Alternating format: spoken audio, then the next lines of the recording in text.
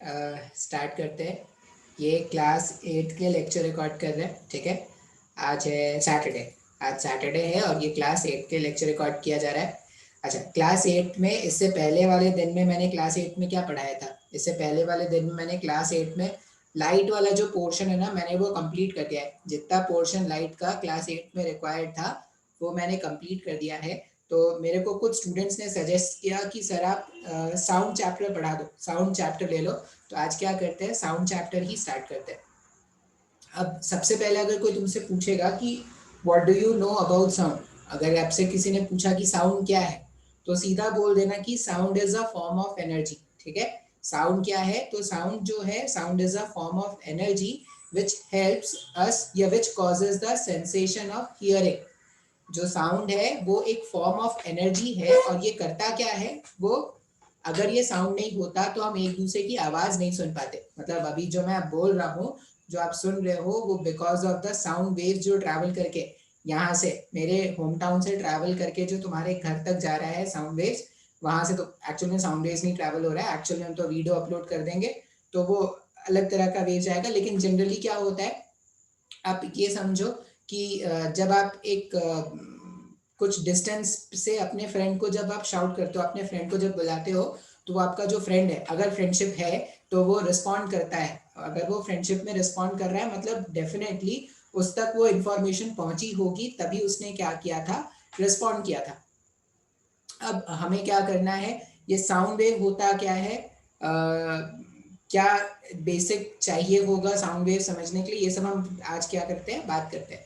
तो बेसिकली ये जो चैप्टर है वो है साउंड वेव का। मतलब पहले ना ये वेव वाला जो वर्ड है, वेव वाला वर्ड हमें सीखना पड़ेगा कि ये वेव का मतलब क्या है। एक बार वेव का मतलब समझ में आ गया ना, तो साउंड वेव भी आपको ऑटोमेटिकली समझ में आ जाएगा, ठीक है। तो हम ना आज के लेक्चर में क्या करते हैं, वेव की थोड़ी बातें करते हैं कि वेव क्या है, किस तरह से आप वेव समझोगे। तो उसके लिए हम क्या करते हैं, मैं गायब हो जाता हूँ, मेरी इंट्रोडक्शन वाली जो पार्ट थी इतनी थी। अब क्या होगा, स्क्रीन आना चाहिए। तो here comes the screen for you. अब आप जो भी देखेंगे वो स्क्रीन में देखेंगे। ये बैकग्राउंड मेरे को अच्छा लगता है तो I will change this background. तो चलो, I have changed this background. और मेरे को क्या चाहिए, इतना। वो आज मैं ग्लासेस लगाना भूल गया, ग्लासेस नीचे है और मैं ऊपर हूँ तो मन नहीं किया ग्लासेस लगाने का। है नहीं, अब आलस पर इंसान का, कौन जाए नीचे लाने। तो अब करने चैप्टर, हमें चैप्टर कौन सा स्टार्ट करना है, साउंड वेव। हमें चैप्टर स्टार्ट करना है साउंड वेव। और साउंड वेव में हम क्या बात करेंगे, हम पहले बात करते हैं वेव। पहले तो साउंड वेव, साउंड का आप डेफिनेशन लिख लेना, sound is a form of energy which causes the sensation of hearing, ठीक है, ये डेफिनेशन लिख लेना। अभी मैं बात कर रहा हूँ वेव के बारे में। वेव क्या है? तो सबसे पहले तो मैं अगर आपसे बोलूँ ना कि आपने वेव देख रखा है, तो बोलेगे नहीं सर हमने तो नहीं देखा है। सबने वेव देख रखा होगा। वेव मतलब लहरें, जैसे पानी की लहरें होते हैं ना, वैसे तरंगे, लहरें। जब आप कभी बीच में जाओगे, बीच में मतलब वो जो पानी वाला बीच होता है, वो पानी वाले बीच में जब आप जाओगे तो आप देखोगे वहां पे टाइड्स बन रहे हैं। वो जो टाइड्स है, tides are the form of waves. फिर और तुमने कहाँ पर देखा होगा वेव्स, एक मूवी थी अक्षय और ब्रदर्स, ब्रदर्स नाम की एक मूवी थी। उसका एक सॉन्ग है, वो जब वो प्रैक्टिस करते रहते हैं, तो जब वो प्रैक्टिस करते रहते हैं ना, तो आपने देखा होगा कि वो रोप को, वो जो रोप होती है, या कभी कोई जिम वगैरह में भी अगर कोई गया होगा तो वो देख सकता है, एक रोप बंधी रहती है और रोप में जब आप ऐसे से जगल करते हो ना, तो रोप में एक इस तरह का अरेंजमेंट बनता है। क्या मैं बोल बोल क्या रहा हूँ भाई साहब, डायग्राम से बताता हूँ जो मैं बोल रहा हूँ। चश्मा नहीं लगाया, कुछ दिख नहीं रहा है, क्या है, धुंधला धुंधला दिख रहा है। क्लैरिटी की बहुत कमी हो गई है दुनिया में। एक चश्मा, चश्मा is a very powerful tool. Without a चश्मा you can not see anything clearly, ठीक है। लाइफ में क्लैरिटी चाहिए तो चश्मा चाहिए। अच्छा, अब मैं क्या बोल रहा हूँ कि मान लो ये एक वॉल है, ठीक है, ये क्या है, वॉल है।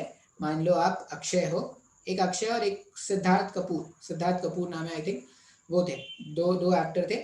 अब उसमें क्या होता है ना, उसमें आपने देखा होगा ये जो जिम जिम गोअर्स जो होते हैं ना, वो भी क्या करते हैं, वो एक रोप को बांध लेते हैं और इस तरह से जब रोप को जगल करते हैं ना, तो रोप को जब जगल करोगे तो आपको इस रोप में इस तरह का बनता हुआ दिखता है। इस तरह का बनता हुआ दिखता है। अब ये जो बनता हुआ दिख रहा है ना रोप में, इसी को हम क्या बोलते हैं, वेव फॉर्म। ये जो बनता हुआ दिख रहा है यही हमारा क्या है एक्चुअल में, वेव समझो, यही हमारे पास वेव है। अब हम ना बात करते हैं, हम सोचते हैं कि ये बना कैसे होगा, मतलब ये ऐसा ही क्यों बना, कुछ और शेप का क्यों नहीं बना, हम उस पर थोड़ा बात करते हैं। तो पहले ना वेव के बारे में एक डेफिनेशन लिख लेते हैं। मैं डेफिनेशन बता दूंगा लेकिन अभी शायद नहीं समझ में आएगा, फिर भी डेफिनेशन लिख लो। क्या है? Wave is a form of energy, या wave is a disturbance, wave is a disturbance, wave is a disturbance in which, आज थोड़ी स्पेलिंग मिस्टेक हो सकती है, वो चश्मा नहीं ना, दिख नहीं रहा, थोड़ा धुंधला धुंधला दिख रहा है। wave is a disturbance in which energy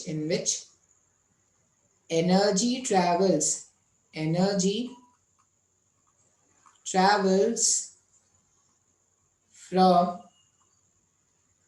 one point, energy travels from one point to another, energy travels from one point to another without the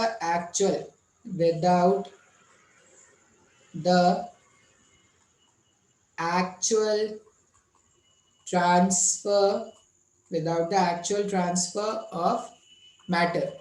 एक भारी भरकम से मैंने डेफिनेशन लिखा है, अभी आप ये डेफिनेशन लिख लो, मैं डेफिनेशन आपको एक्सप्लेन कर दूंगा क्या है। मैंने क्या बताया, वेव क्या है, तो वेव जो है वो एक डिस्टर्बेंस है, ठीक है। वेव एक डिस्टर्बेंस है जो क्या होता है, इन विच, वेव एक डिस्टर्बेंस है जिसमें एनर्जी जो होगा वो ट्रैवल करेगा, एनर्जी ट्रैवल करेगा एक पॉइंट से दूसरे पॉइंट तक, जहां पर मैटर का ट्रांसफर नहीं होगा। अब ये क्या बोल रहे हो सर, कुछ भी नहीं समझ में आ रहा है, तो उसको थोड़ा बहुत समझते हैं।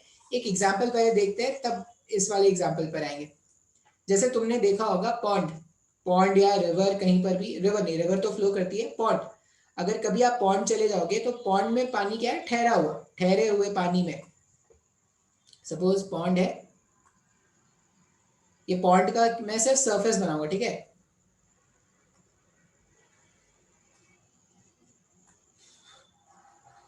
ये पॉन्ड का सरफेस है, और वो भी कैसा, ऊपर से देख रहे हैं पॉन्ड को, पॉन्ड का सरफेस है सपोज, ऊपर से देख रहे हैं। अब ये तुमने भी किया होगा, कभी पॉन्ड वॉन्ड में जाते हैं तो पत्थर मारते हैं बीच में। अब मान लो हमने क्या किया, यहाँ पर मार दिया एक पत्थर। अब जैसे आप पत्थर, आप यहाँ पे आपने, आप क्या नोटिस करोगे ना कि आपने पत्थर तो यहाँ पर मारा है, पत्थर आपने रिवर के, या सॉरी पॉन्ड के बीच में मारा है। रिकॉर्ड हो रहा है ना यार? हाँ, ये जो पत्थर आपने मारा है वो रिवर के बीच में या पॉन्ड के बीच में मारा है, लेकिन आप देखोगे कि वो जो डिस्टर्बेंस है या वो जो वेव है, ये जो वेव है, ये वेव पूरा पूरा बनता हुआ पूरा एंड तक आ जाता है। ऐसा कुछ होता है क्या? इसको इसको हम क्या बोलते हैं, हमने बोला कि हमने डिस्टर्बेंस हमने यहाँ पे क्रिएट किया, लेकिन डिस्टर्बेंस जो है वो कुछ टाइम के बाद यहाँ पर आ गया, कुछ टाइम के बाद यहाँ पर आ गया, और कुछ टाइम के बाद यहाँ पर आ जाएगा। वैसे ही जैसे टाइड्स बनते हैं, टाइड्स क्या होते हैं, टाइड्स कहीं ओशन के बीच बनते हैं, लेकिन वो जब बीच के पास आते हैं टाइड्स, तो वो आपको महसूस होते हैं क्या? आप कभी अगर बीच के पास गए होगे, जैसे मुंबई में मरीन बीच है, मैंने जहाँ बीटेक किया था वहां पे पास में एक बीच था, तो हम जाया करते थे। तो उस तरह से अगर आप कहीं बीच में जाओगे तो आप देखोगे कि वहां पे आपको इस तरह का वेव फॉर्म दिख रहा है। अब इसमें सबसे मजेदार बात क्या है कि आपने पत्थर, आपने क्या किया था, आपने वो जो पत्थर मारा था, वो पत्थर आपने क्या किया था, वो चूरा चूरा करके, टुकड़ा टुकड़ा करके हर जगह मारा था क्या? नहीं, आपने पत्थर एक पॉइंट पर डिप किया था, इस वाले पॉइंट पर पत्थर डिप हुआ था, लेकिन हमने देखा कि डिस्टर्बेंस जो है वो फैलता गया फैलता गया फैलता गया, सब जगह फैल के बाहर आ जा रहा है। इसका ये मतलब है कि ये जो डिस्टर्बेंस है वो ट्रैवल कर रहा है। अब ये डिस्टर्बेंस जो है ये ट्रैवल कर रहा है एक पॉइंट से दूसरे पॉइंट पर। अब इसमें मैंने एक पॉइंट ये भी लिखा है कि without the actual transfer of matter itself, ये समझने की कोशिश करेंगे अभी।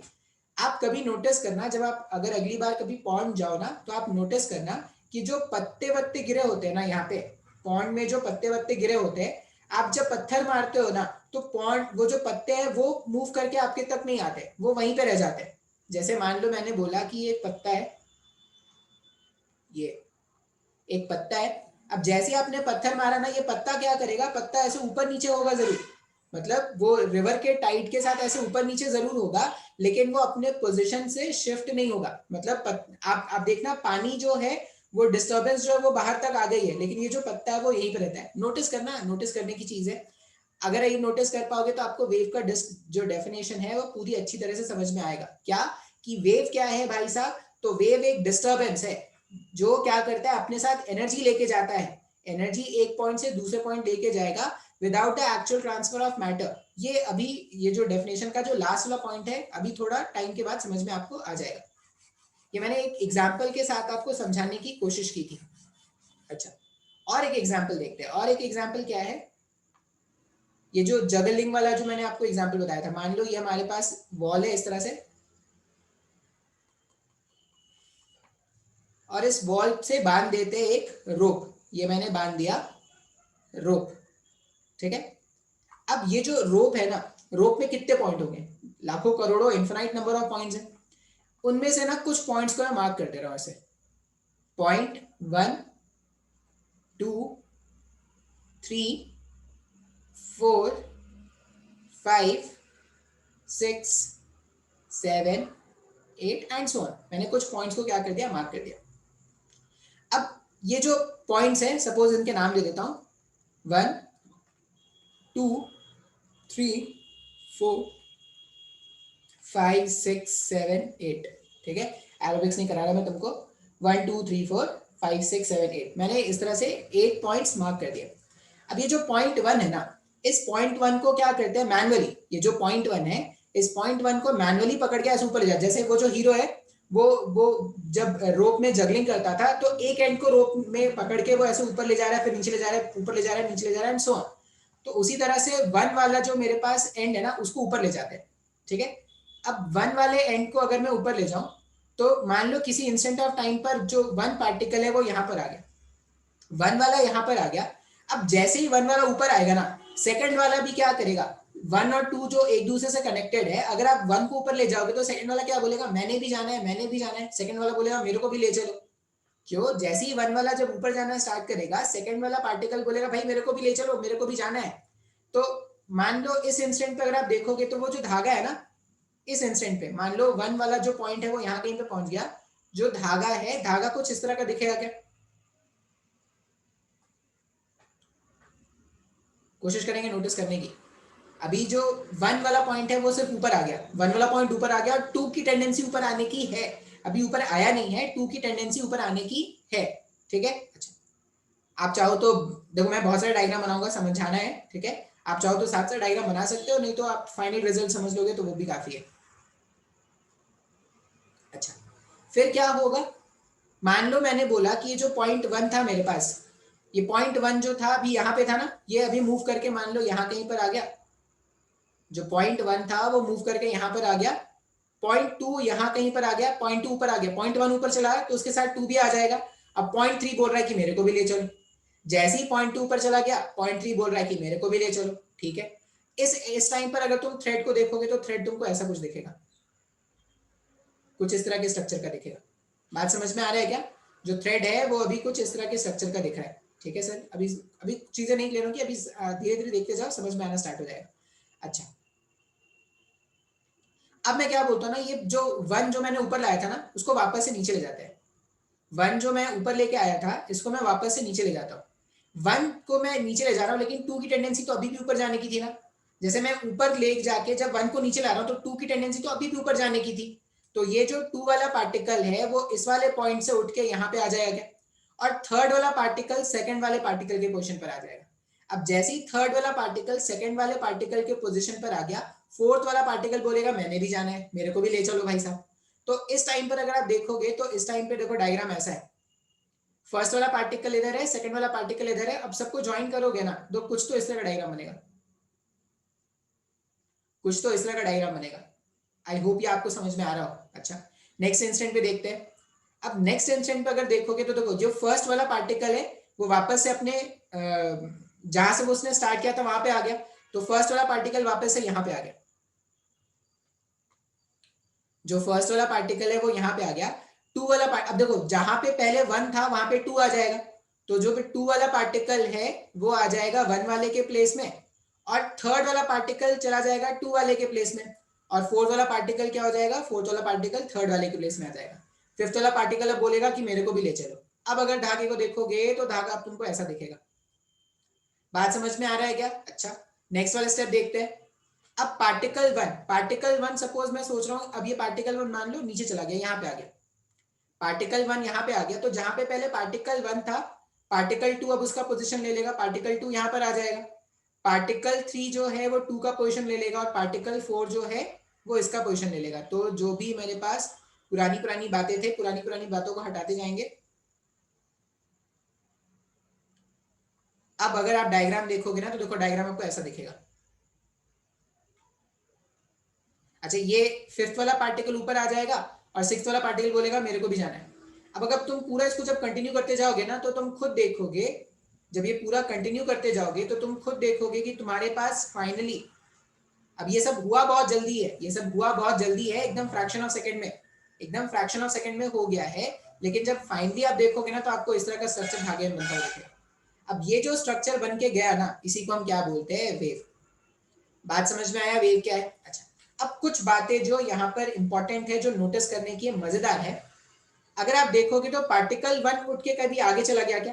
पार्टिकल वन जो है वो यहीं पर है, पार्टिकल वन ऊपर जरूर जा रहा है, लेकिन देखो पार्टिकल वन अपने मीन पोजीशन पे ऑसिलेट कर रहा है। अगर आप नोटिस करोगे तो पार्टिकल वन का मोशन कैसा है, ऑसिलेटरी।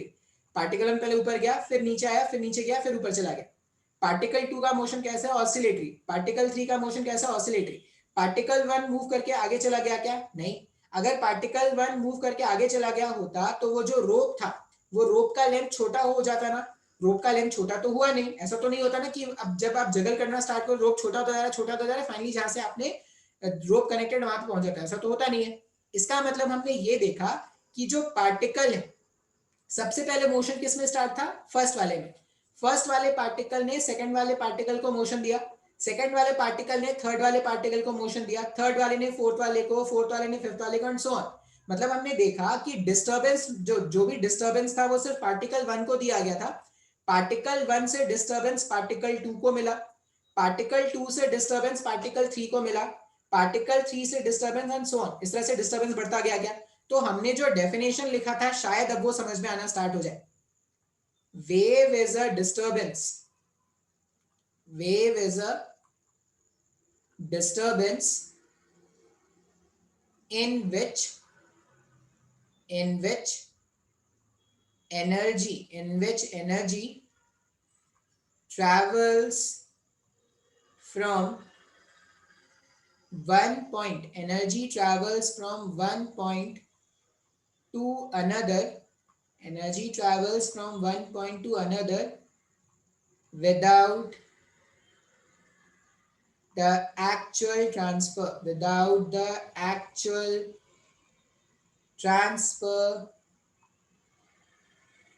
of matter। ठीक है, अब यहाँ पे लिखी हुई हर एक बात आपको समझ में आ रही होगी। एनर्जी ट्रैवल हुआ या डिस्टर्बेंस, जो डिस्टर्बेंस है वही एनर्जी है। तो इसका पार्टिकल वन का एनर्जी पार्टिकल टू को मिला, पार्टिकल टू का थ्री को मिला, फोर को मिला, एंड सो ऑन। तो एनर्जी तो ट्रैवल किया। पार्टिकल का कोई मोशन हुआ क्या? नहीं। पार्टिकल का मोशन हुआ जरूर है, लेकिन वो पार्टिकल क्या अपने मीन पोजीशन पे बस ऊपर नीचे कर रहा है, कभी आगे चला गया क्या? नहीं। तो इस तरह का जो मोशन है, उसको ही हम क्या बोलते हैं, वेव मोशन।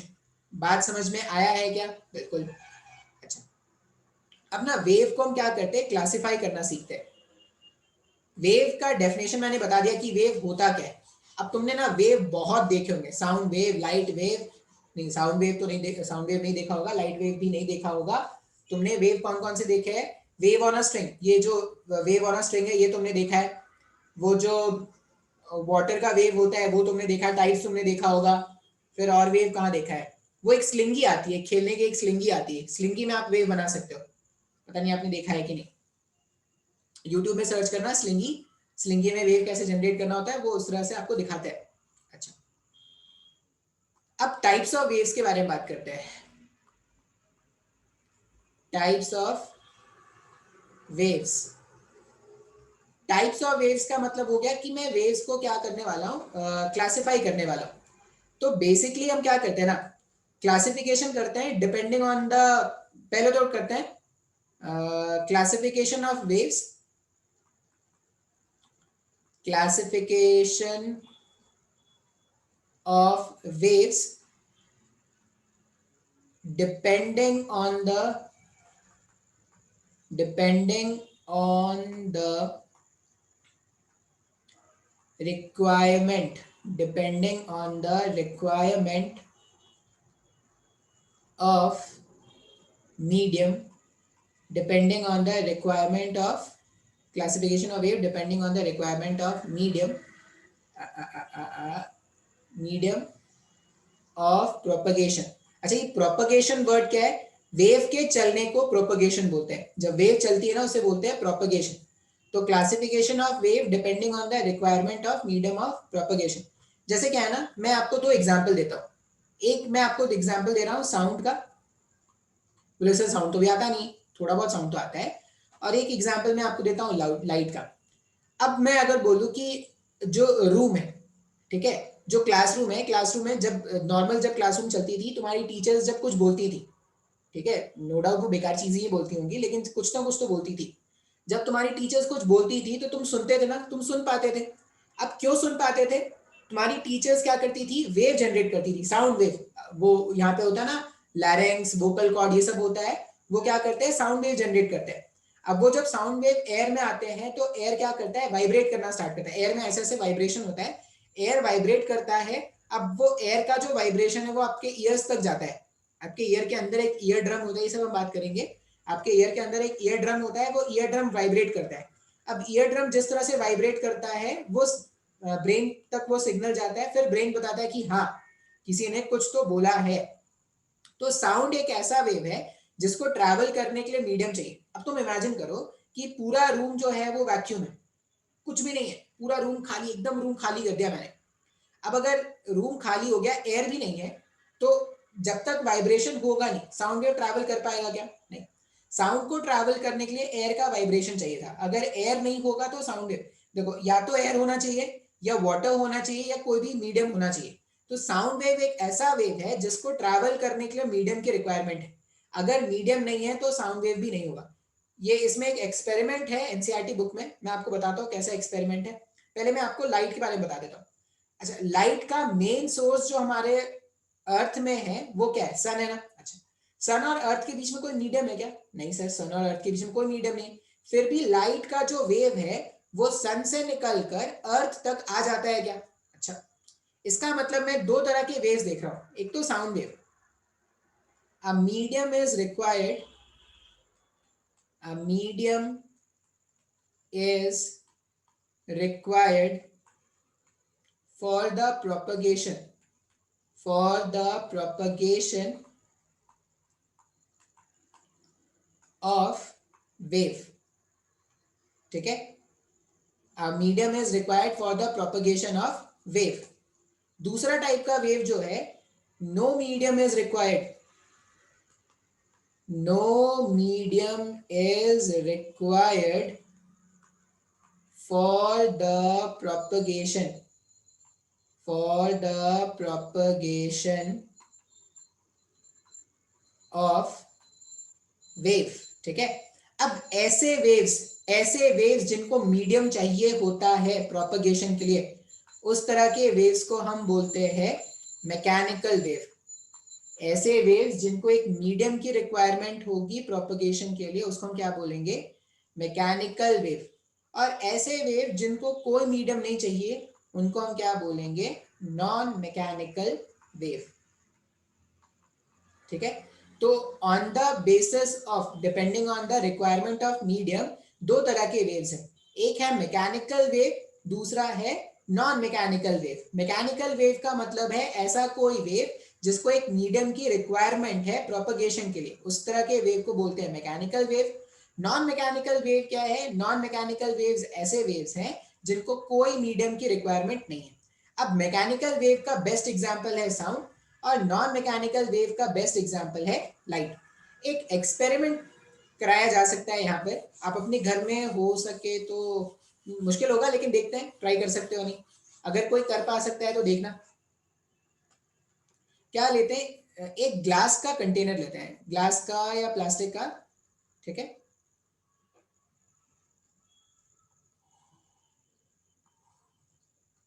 एक हमने क्या कर दिया, इस तरह का एक ग्लास का कंटेनर ले लिया है। ये ग्लास का बना हुआ है कंटेनर, ये इसका स्टॉपर है। और यहां पर क्या करते हैं ना, इसके अंदर ऐसा इमेजिन करो कि इसके अंदर हमने क्या कर दिया है, एक छोटी सी रेडियो डाल के रखी है, ठीक है। वो पीके आया था ना, पीके पीके की रेडियो है यहाँ पे, छोड़ के गया है, मेरे को देके गया है, बोला कि आप एक्सपेरिमेंट करो। तो मैंने ठीक है भाई, अब तू दे रहा है इतना प्यार से तो रख लेता हूँ। ये रेडियो है और वो उसका एंटीना है, ठीक है। अब ये जो रेडियो ना, अब इसको चलाना था भाई, नई नई बैटरी मार्केट से लाए, नई नई बैटरी डाला इसके अंदर और चलाना स्टार्ट कर दिया। गाने बज रहे थे, बहुत मजा आ रहा था, बहुत अच्छा लग रहा था। क्या करते हैं अब, गाने सुन रहे थे, ठीक है, कौन से, दिला दो तेनू बुर्ज खलीफा, अच्छा लग रहा था भाई। अक्षय कुमार बोल रहा था कि बुर्ज खलीफा दिलाने वाला है, इंतजार में थे कि अब दिलाएगा अब दिलाएगा। सुन ही रहे थे गाने, सुन ही रहे थे। यहां पे कनेक्ट कर देते एक वैक्यूम पंप। वैक्यूम पंप, ये वैक्यूम पंप क्या करेगा, यहां से एयर बाहर निकालने वाला है। Will pump out the air, will pump out the air. यहां पे हमने क्या कर दिया, एक वैक्यूम पंप लगा दिया जो धीरे धीरे धीरे धीरे पंप एयर करके बाहर, एयर को बाहर निकाल रहा है। अब आपने क्या देखा ना, जैसे जैसे पंप जो है वो अपना काम कर रहा है, एयर जैसे जैसे बाहर आता जा रहा है, जो साउंड की इंटेंसिटी थी, साउंड की इंटेंसिटी मतलब साउंड की जो लाउडनेस थी, वो धीरे धीरे कम होती जा रही है। साउंड की जो लाउडनेस है धीरे धीरे धीरे धीरे धीरे धीरे धीरे धीरे धीरे धीरे, एक ऐसा टाइम आएगा जब आपको लगा रेडियो चल ही नहीं रहा है, वो जो पीके का रेडियो तो खराब हो गया। अब रेडियो खराब हो गया क्या, तुमको लगा कि सर रेडियो खराब हो गया शायद तभी आवाज नहीं आ रही है। तुमने जैसे ही फिर ढक्कन हटाया ना, जैसे ही तुम ये ढक्कन हटाओगे, ये ढक्कन हटाया, ढक्कन हटाया, गाना फिर से चालू। क्या, फिर से क्या करते हैं, फिर ढक्कन लगाते हैं, फिर वैक्यूम पंप अपना काम करेगा। वैक्यूम पंप काम करेगा, धीरे धीरे धीरे धीरे साउंड खत्म हो जाएगा, फिर ढक्कन हटाएंगे, फिर से चालू हो जाएगा। अब तुम बोलोगे बैटरी में कोई दिक्कत नहीं है, पीके के रेडियो में भी कोई दिक्कत नहीं है, इस ढक्कन में कोई दिक्कत है। तुम सोचोगे कि ये ढक्कन ही जो है ना वो जादू कर रहा है कुछ, ये ढक्कन जो है वो गाना नहीं सुनना दे रहा है। तो तुमने ढक्कन रिप्लेस किया, बोला कि ये ढक्कन अच्छा नहीं है, ढक्कन नंबर 1 जो था ये बहुत ज्यादा ढक्कन था, तो तुमने ढक्कन नंबर 2 से रिप्लेस कर दिया। ढक्कन नंबर 2, ढक्कन नंबर 2 में भी ऐसा ही हुआ, स्टार्टिंग स्टार्टिंग में गाने सुनाई दे रहे थे, फिर से गाने नहीं बज रहे, तो लगा कि ढक्कन में ही प्रॉब्लम नहीं है। तो फिर कहाँ प्रॉब्लम है, प्रॉब्लम है अंदर में बैठे हुए एयर की। जैसे जैसे तुम क्या करो, एयर को पंप आउट करके बाहर निकाल रहे हो, तब साउंड कम होता जा रहा है, और जब पूरा एयर पंप आउट करके बाहर चला गया तो साउंड एकदम ही जीरो हो गया। इसका मतलब इसमें से जो वेव निकल रहा है, रेडियो में से जो साउंड निकल रहा है, उसको ट्रैवल करने के लिए एक मीडियम चाहिए। अगर मीडियम नहीं तो साउंड ट्रैवल भी नहीं करेगा। तो इस तरह का जो वेव्स होता है जिसको ट्रैवल करने के लिए एक मीडियम चाहिए होता है, इसी तरह के वेव्स को हम क्या बोलते हैं, मैकेनिकल वेव। आप अगर पॉसिबल हो तो ट्राई करके देखना, घर में अगर हो सकता है तो। अगर किसी ने किया तो वो मेरे को बता सकते हैं कि सर मैंने किया है, ठीक है। अगर कोई कर पा रहा है ना तो मैं बोलूंगा कि एक छोटा सा रिकॉर्डिंग करके वो मेरे को भेज सकते हैं, लेकिन वो जो रिकॉर्डिंग होगी वो भी बहुत ज़्यादा एमबी की हो जाएगी। एक काइन मास्टर नाम का एक सॉफ्टवेयर आता है, आप वो अपलोड प्ले स्टोर से डाउनलोड कर लेना, और वीडियो कंप्रेस करके आप भेज सकते हो। कोशिश करके देखना अगर कोई एक्सपेरिमेंट कर पाए तो, ठीक है। देखो साइंस तो यही है ना, एक्सपेरिमेंट करोगे, डेफिनेशंस बताना तो साइंस है नहीं, ठीक है। चलिए इतना ही रहने देते हैं आज।